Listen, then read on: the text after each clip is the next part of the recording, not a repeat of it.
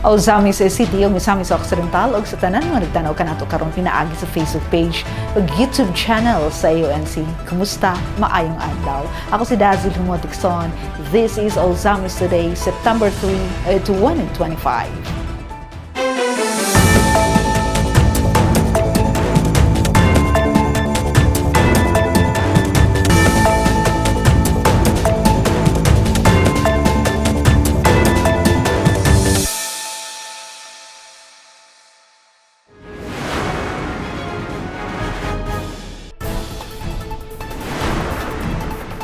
Barato o kasaligan nga kuryente, panawagan ni Kung Ando para sa mga misamisnon.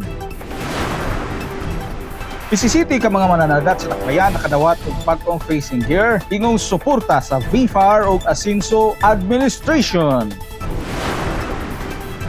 Mga mananaog ug partisipante gihatagag paslungog sa culmination sa Nutrition Month celebration.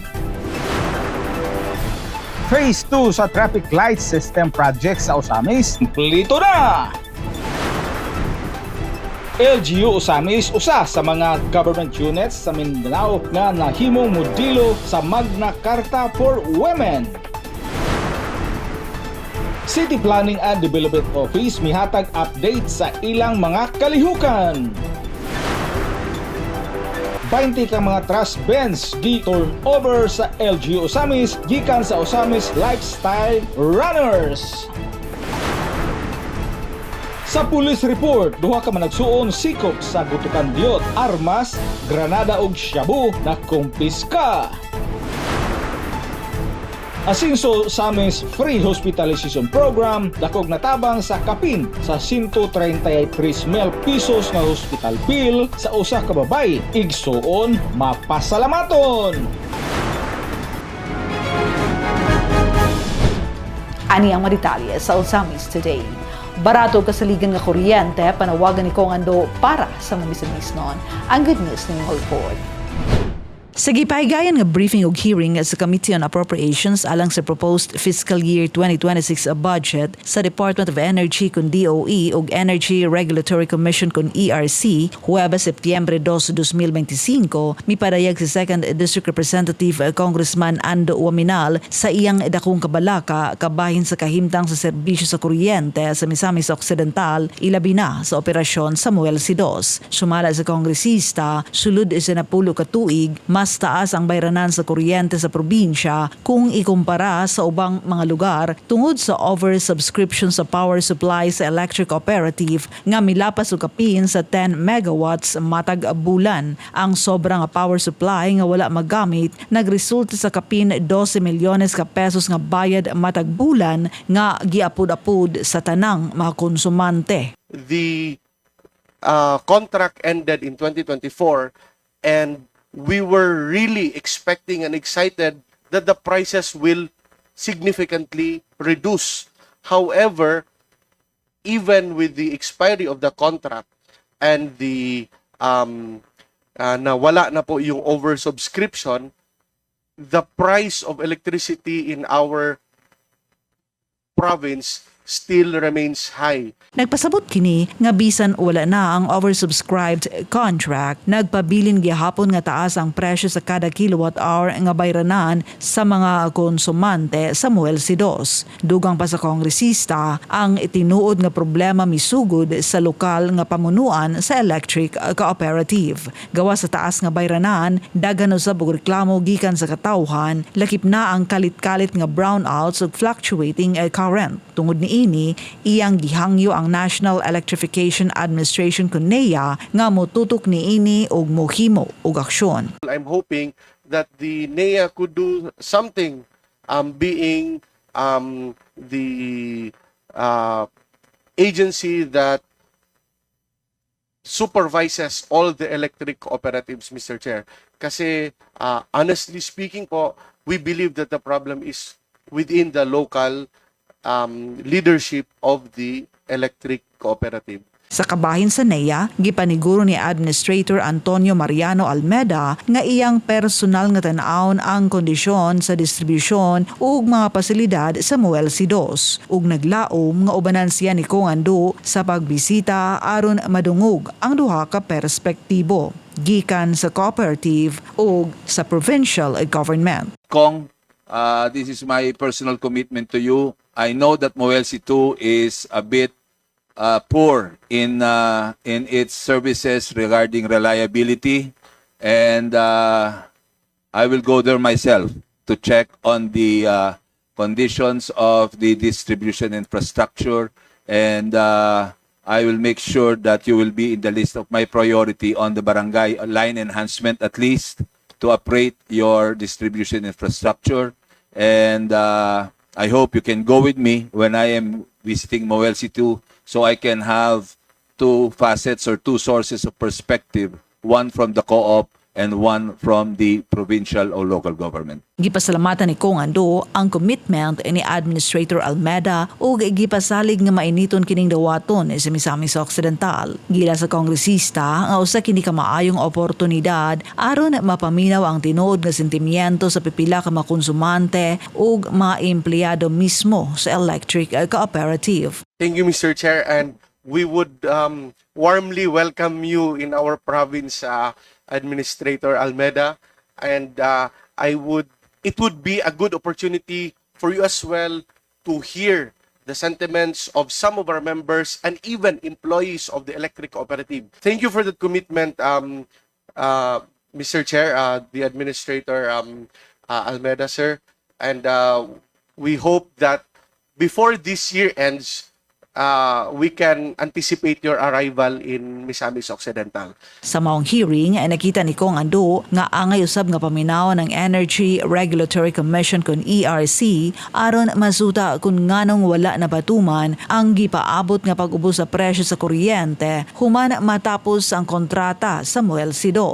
Matod pa sa ERC, ilang susihon og tan-awon dayon ang sitwasyon aron matabangan ang Muel C2 sa pagpangita og paagi nga mapauswag ang kalidad sa serbisyo niini. The electric cooperatives on grid have not had any rate adjustment for several years already, for more than a decade. And ERC is prioritizing the reset now of the distribution utilities rates, including all the electric cooperatives. So we will be able to appropriately set its rates so that it can upgrade and also improve the level of its services. For other projects that would require approval by ERC of capital expenditures, because there may be also some pending applications of Muel C2 for approval of its capital expenditure projects. We will, if there are any, we will look at it and have the disposition of these cases ASAP, so that Muel C2 can immediately undertake these CAPEX projects to improve the reliability and the quality of its service to its member consumers, Mr. Chair. Nanginaot si Kong Ando nga ang review sa power rates pagahimuon sa labing dali nga panahon, ilabi na karon nga adunay significant reduction sa monthly amortization sa Muel C2 nga may kunod og kapin 12 milyones pesos matag bulan. Sana po ERC can review it immediately, review their costings, because I believe it is in your power, Mr. Chair, no, to review the costs, the items that they have charged and forwarded to the consumers, and kung ano po yung pwedeng tanggalin, ano na po yung hindi necessary, kasi it's a cooperative, it's not a private company. So that we can feel that relief from the burden of paying the oversubscribed power for the last 10 years. Ang panawagan ni Kong Ando nagpakita sa tinuod nga kahimtang sa mga konsumante sa Misamis Occidental ug sa tinguha sa kongresista nga matabangan ng probinsya aron makabot ang patas, mas barato ug mas kasaligan nga serbisyo sa kuryente. 17 ka mananagat sa Dakbayan nakadawat og bagong fishing gear ingon nga suporta sa BFAR ug Ascenso Administration. Ma-report si Leoncio Midalio. Sa padayon nga paningkamot sa Ascenso Samis Administration o Bureau of Fisheries and Aquatic Resources kon BIPAR sa pagpalambo sa panginabuyan sa mga mananagat, 17 ka mga rehistradong fisherfolk gikan sa Barangay Tabid, di maluna og tinago ang nakadawat og mga fishing gear sama sa hook and line og drift gill nets atol sa distribution nga gipagayon mismo sa BIPAR Provincial Fisheries Office, Barangay Aguada, Osami City adlong Martes, Setyembre 2 ning tuiga. Ang maong kalihukan gipagayon sa BIPAR Region 10 Isip Kabahin sa ilang ongoing livelihood support program nga nagtumong sa pagpadasig sa pangisda o pagpalambo sa kita sa mga mananagad sa lokalidad nga nagpasabot sa lig-on nga koordinasyon sa nasyonal, provincial ug lokal nga pangagamanan alang sa paghatag sa praktikal nga suporta sa sektor nga naghinahanglan. Aktibong mitambong sa maong distribution si Vice Mayor Simplicia Bibinere, isip representante ni Mayor Sam Norman Puentes, kauban si OIC City Agriculturist Carlos P1, BIPAR Misamis Occidental Senior Aquaculturist Felix Mihos, mga mananagat og uban pa. Sa iyang mensahe gipasabot ni BIPAR Misamis Occidental Senior Aquaculturist Mihos nga ang maong distribution usa ka regional program o regular nga intervention karong tuiga. Kani among i-release karon, kung man namang istorya sir kaloy katong ato ang shareline intervention, wala siya regular program ni siya, regular intervention ni siya. Karon nga to mag-planning na punta siguro next month para sa sunod na pud nga to pero dili ta maglaom nga daghan kayo atong madawat kay depende pud mi sa regional office. Kay ang sa region magud mo ay maghatag og targets. Na naman gani targets nga gihatag pero gamay ra kayo ba? Pulo ra ka pambot. Siguro kani mga pasol daghan ni siya. Samtang sa mensahe ni Vice Mayor Bibineri, iyang gipasalamatan si Governor Henry Waminal nga kanunay nagtutok sa naglain-laing sektor sa probinsya pinaagi sa paghatag og insaktong suporta og maayong mga programa. Ato yung pasalamatan ang ato nga langdon nga gobernador kay sa kanunay nagatutok siya sa naglain-lain nga sektor nga kaalagar nga dagan og benepisyo kadagan o maayo nga programa. Na usa siyang tutukan, maagyod ang ato mga farmer, ang ato mga fisher folk, na kamo yun, maadresan, hatagan din niya o insaktong suporta. Gidugang pa sa Vice Mayor, mga kaiksunan na akong mga mangingisda, no? Salamat kayo na nakapili nindot kaayo nga profession sa kinabuhi. Na? Kay dili ba tanan, kamaw mong isda ay. No? Dili tanan, palagpakan na ito ay. Anaa ang mag-antos, ang pagbida, no? Mutungod mo dito sa usang urasa, muuli, kadlawon, buntag na, maayo o magkabitbit, kung magkabusang dilay, daghan kayo mga isda. Nga oroy, maabot ang panahon, nga wagi mo kubit, basta luya. sa laing bahin gipaabot ni Brian Barangan, presidente sa mga mananagat sa Barangay Tabid og usa sa nakadawat sa fishing gear, ang iyang dakong pasalamat tungod kay mahatagan sila niini nga mga kahimanan. Usa ko sa makadawat nini nga kuan fishing gear, dako kay pasalamat namo sir sa inyong paningkamot sir nga makadawat nini nga mga fishing gear. Dili lang ako ang nangandoy, tanan namong mga kauban nga mananagat nangandoy ani nga mga programa sir, ma'am, Vice. Dako kaning tabang namo sa among pangadlaw nga panginabuhi. Bisan sa among kalisod, usahay ulan init among sa gumahon dito sa dagat. Pero nangkamot gud mi nga naami makuha aron nami mahikay sa among balayo. Mabaligya kaninyo nga mga katawhan diri sa Osamis. Kini nga inisyatiba nagpamatuod sa padayon nga paningkamot sa Asinso Osamis Administration ubos sa liderato ni Mayor Sam Norman Puentes o sa Asinso Misamis Occidental ubos sa pagdumala ni Governor Henry Waminal nga nakikuban sa VIFAR aron mapalambo ang sektor sa pangisda o matabangan ang mga mananagat. Pinaagi sa bagong kagamitan, dili lang yano nga pukot ug bingwit kundi simbolo sa paglaom, oportunidad ug tinuod nga suporta gikan sa atong mga lideres. Alang sa Osamis Today, ako si Yonsho Midalyo. Salamat Elion sa mga mananaog ug partisipante gihatagag pasidungog sa culmination sa Nutrition Month celebration.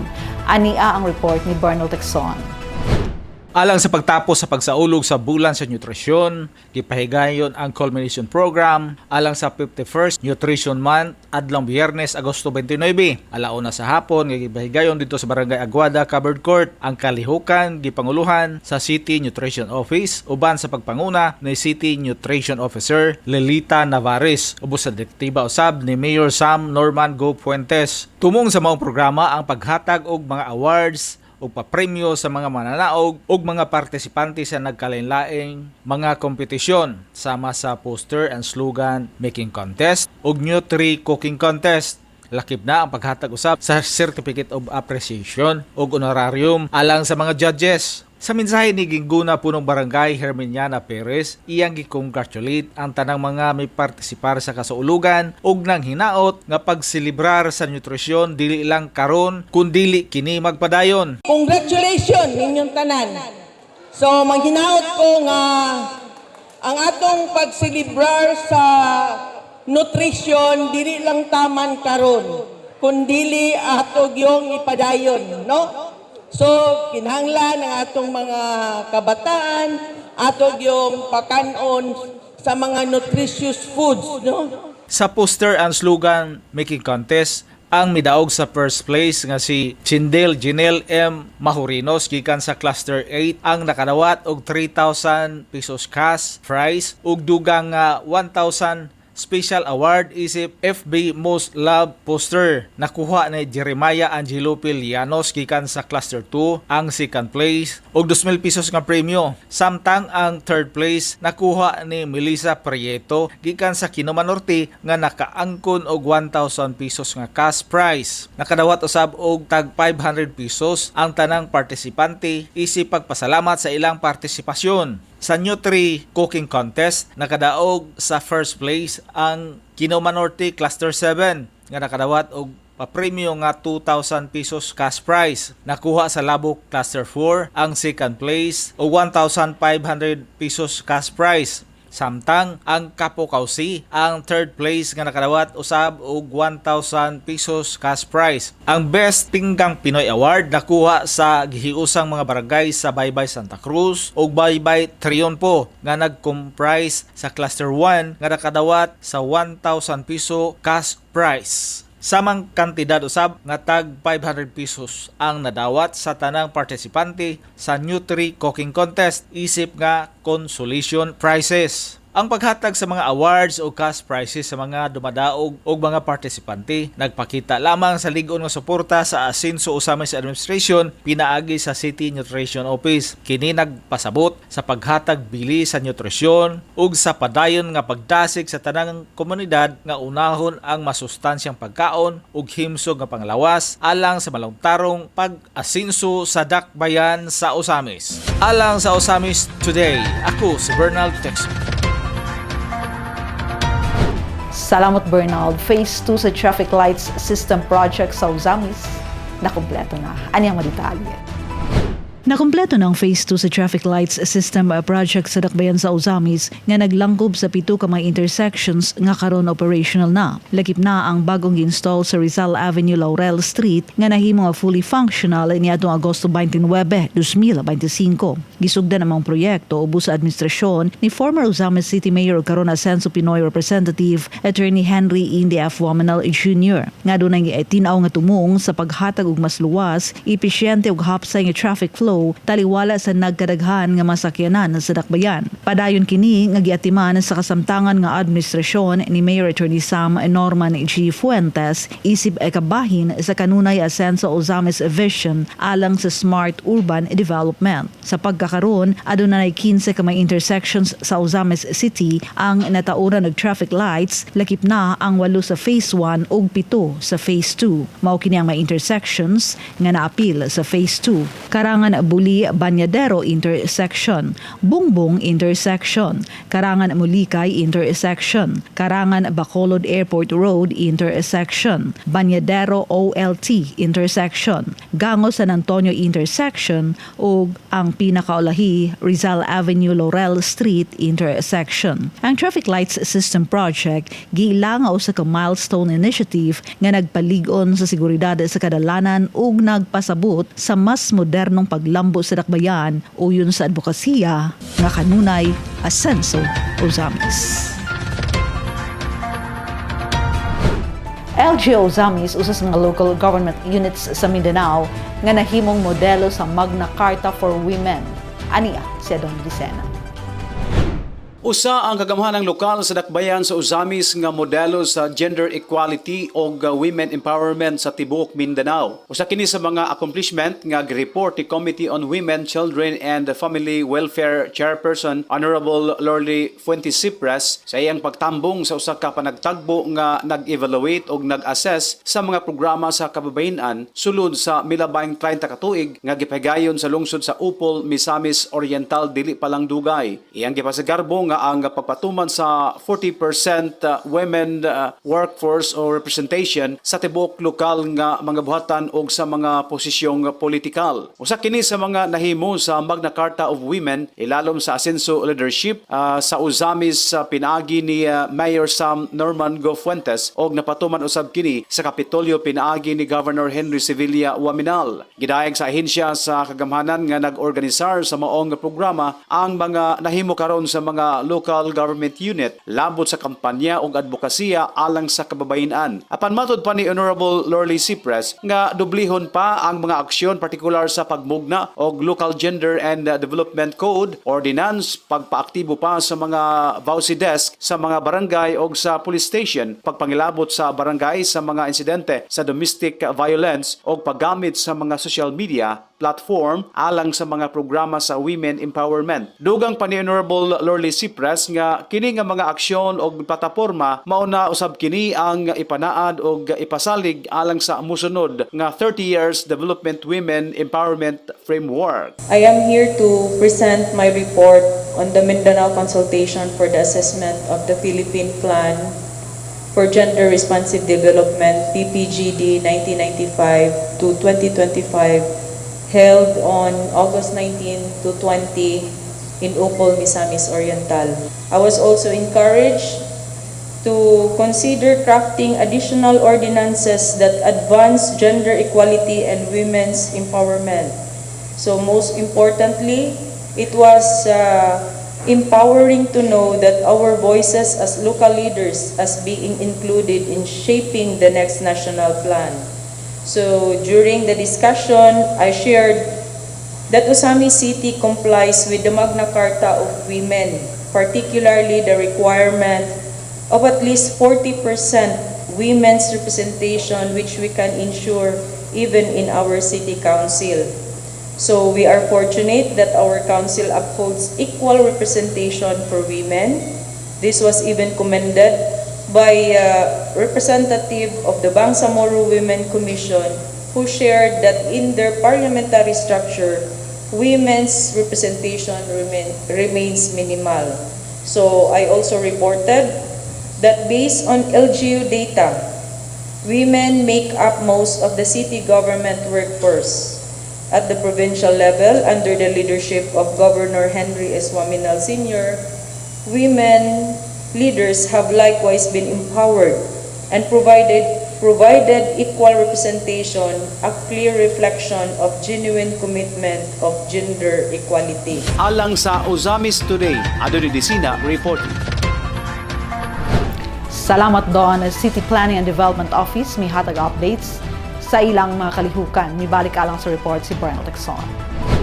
Atol sa gibigayon nga flag raising ceremony sa first Monday of the month, adlaw Lunes, Setyembre 1, 2025 sa City Hall grounds ang Asinso Osamis Administration ubos sa pagpanguna ni Mayor Sam Norman Go Puentes, pinaagi sa City Planning and Development Office kon CPDO nga gipanguluhan ni CPDO Officer Milane C. Perez, mihatag report sa mga kalambuan ug updates sa mga kalihukan nga gipangunahan sa nahisgutan nga buhatan. Lakip sa iyang report, mao ang kalampusan sa gipahigayon nga Civil Society Organizations kung CSO Conference niadtong Agosto 13, 2025 nga gitumong aron ma-cater ug ma-process ang mga aplikasyon sa mga CSOs nga gusto magpa-accredit. So ang Community Affairs Division of the CPDO ga-accept og application and we check as to the completeness sa ilang gi-submit nga documents.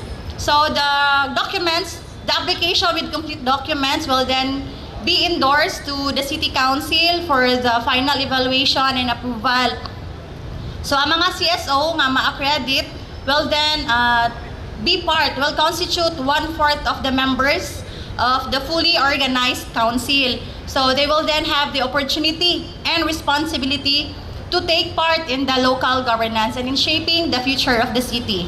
Apil usab niini ang pag-validate sa mga proyekto sa mga kabaranggayan. Sumala pa sa CPDO officer sa dili pa sugdan ang implementasyon, gipahigayon una ang validation aron masiguro nga reflected ang mga proyekto sa Barangay Development and Investment Program kun BDIP. Gipahigayon kini aron masiguro nga ang tanang proyekto alayon sa mga development goals dili lang para sa barangay kundi apil usab ang dakbayan sa kinatabukan. Is the validation of the government projects of the barangay.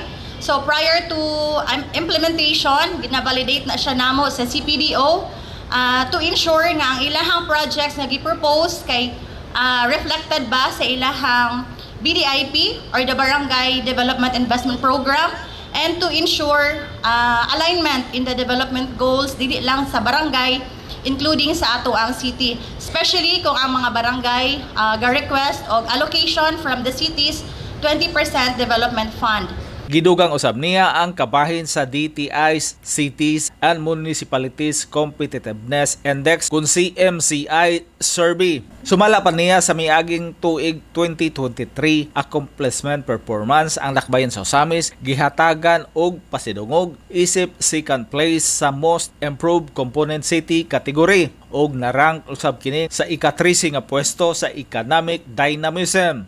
And then currently, if inyuhang napansin, we have sent out mga communications with regards to the DTI's CMCI or the Cities Municipalities Competitiveness Index Survey nga ginakandak namo yearly, of which last year, during the 2023 accomplishment and performance, the City of Osamis was awarded second place as the most improved component city. And we also rank at number 13 under economic dynamism.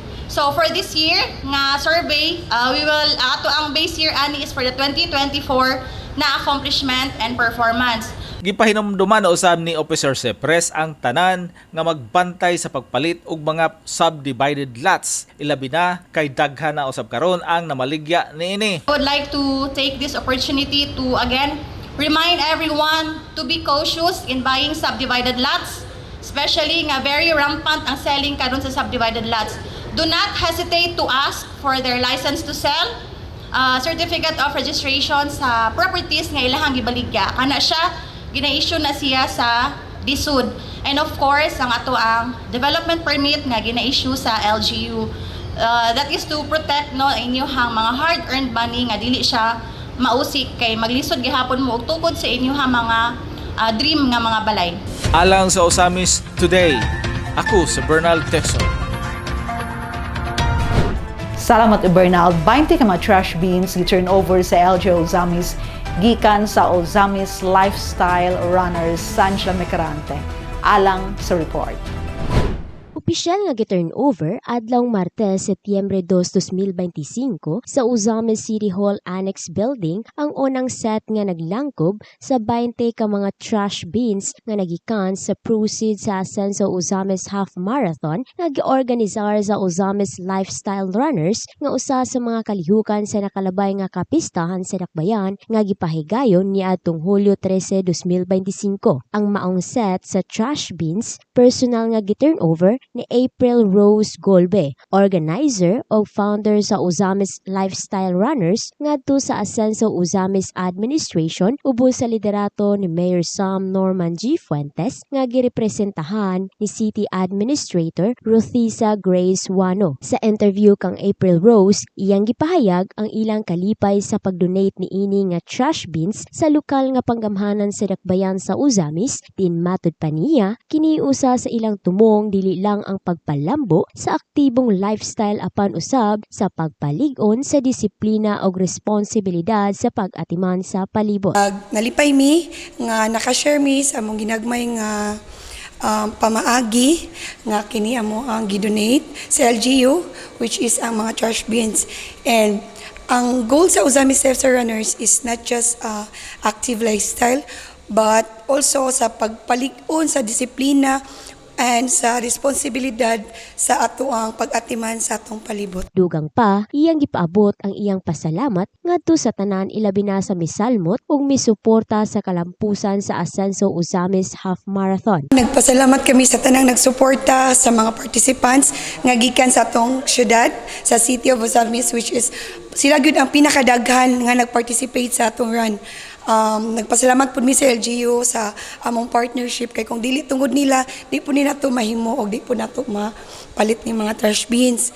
And grateful kay mi kay successful to, but dili gyud to ma-successful kung dili sa ato ang sa support sa ato ang mayor, si Mayor Attorney Sam Fuentes, and nagpasalamat po mi sa ato ang usa sa mga nagsuporta sa ato ang run nga si Congressman Sancho Ando Waminal, ang ato po ang congressman sa Asenso Pinar Party List, si Congressman Henry N.D. Waminal, o sa ato ang very hardworking governor nga si Governor Henry Waminal Sr. Niini, gipaabot ni City Administrator Wano sa ngalan ni Mayor Sam ang pasalamat sa LGU Ozames ngadto sa Ozames Lifestyle Runners sa ilang dakong kontribusyon pinaagi sa pag-organisar sa maong half marathon nga dako og natampo sa pagbaton sa mga trash bins. So in behalf of the local government unit, in behalf of our Honorable City Mayor Sam Norman Fuentes, thank you so much as they made the fiesta activities a success in partnership as well with the Ozames Lifestyle Runners who organized the Asenso Half Marathon, to which without their efforts dili po ni nato kabot. Okay. So thank you so much. Kini nga mga trash bins ipahimutang sa mga estratehikong dapit sa dakbayan aron maggamit og mapahimusdan sa katawhan. Ang pag-turnover sa 20 ka mga trash bins nagsimbolo sa produktibong kolaborasyon tali sa Asenso Ozames Administration ug Ozames Lifestyle Runners. Diin kini nga inisyatiba nagdasig sa katawhan sa husto nga disiplina ug responsibilidad sa pag-atiman sa atong palibot alang sa kaayuhan ug pag-asenso sa dakbayan. Alang sa Ozames Today, ko si Angela May Quirante.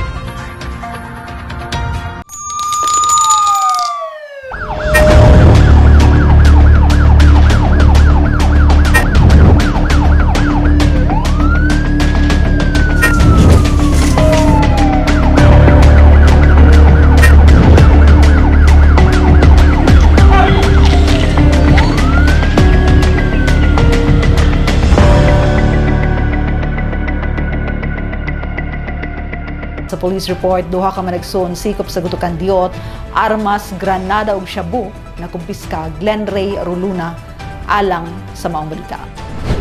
Uman nga malutsan og search warrant na sikop sa mga operatiba sa Ozames Cerebral Station na naglabay nga adlaw ang duha ka managsuong lalaki nga nagpagidarog 22 ug 19 anyos Prok 1 Barangay Gutukan Diot ning syudad. Gikan sa ilang posisyon na kumpiska sa mga kapulisan atol sa pag-search sa ilahang panimalay ang duha ka mga armas, usa ka kalibre 38 ug usa ka kalibre 45 uban sa 12 ka mga live ammunitions ug usa ka granada inubanan sa 26 ka mga heat-sealed plastic sachet nga adunay sulod nga gituhoang shabu. Gipangunahan ang operasyon ni Police Lieutenant Colonel Harvey Avellano sa hipis kapulisan sa Uzamis aron niya mapugnan ang paglapad sa illegal nga druga ug armas sa dakbayan o gisaksihan kini nga operasyon sa kapitan sa mga barangay lakip ang media ug DOJ representative. Matud ni Police Lieutenant Colonel Avellanosa nga dili nila tugutan sa ilang buhatan og sa lokal pagamanan sa Uzamis ang bisan kinsa nga magpabaya sa balaod. Ang mga nagumpiska nga mga ebidensya ana-ana sa kustodiya sa kapulisan alang sa hustong nga pagpasaka og kasos korte. Ang mga suspetsado pagsakaan og formal na mareklamo samtang nagapadayon na ang kampanya sa gobyerno batok sa kriminalidad, illegal nga druga ug armas.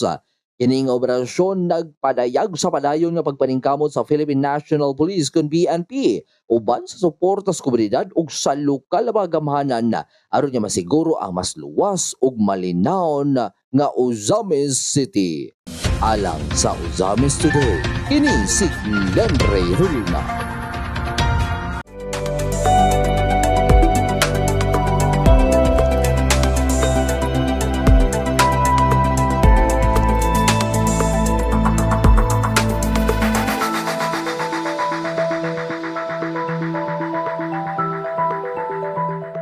Asan sa Uzamis Free Hospitalization Program, dakong natabang sa kapin 133,000 nga hospital bill sa usa ka babae.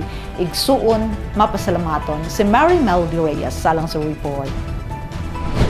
Tungod sa rason nga walay igong pinansyal nga kapasidad, miduol sa buhatan sa Asenso Uzamis Administration ubos sa pagpanguna ni Mayor Sam Norman Go Fuentes, si Dominic Cabasag 31 anyos, residente sa Barangay Maningkol ning Dakbayan sa Uzamis, alang sa iyang igsuon nga si Evelyn Cabasag Pabunita, 56 anyos, na-admit sa St. Joseph General Hospital. Kasi Dominic Cabasag, taga Purok Montinodanon, Maningkol.